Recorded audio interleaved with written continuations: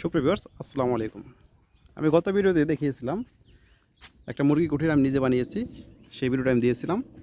তো আজকে আমরা ওই কুঠির ভিতরে মুরগি আনছি, দেশি মুরগি আনছি। আর এইখানে দেখেন আমি একটা তালা দেওয়ার সিস্টেম ব্যবস্থা করছি। এখানে দেখতে পাচ্ছেন আমি 4টা দেশি মুরগি উঠিয়েছি, 3টা মুরগি এবং একটি মোরগ উঠিয়েছি। আর আমি একে ঘাস খেতে দিছি।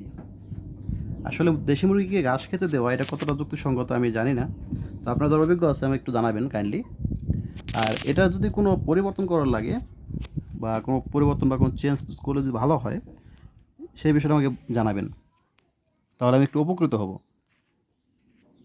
আর সেই সাথে মুরগির যে খাবার রুটিনটা আছে, মুরগিকে কী খেতে দিব, সেই বিষয়টা আমাকে একটু অবগত করবেন। ভিডিওটি দেখার জন্য ধন্যবাদ।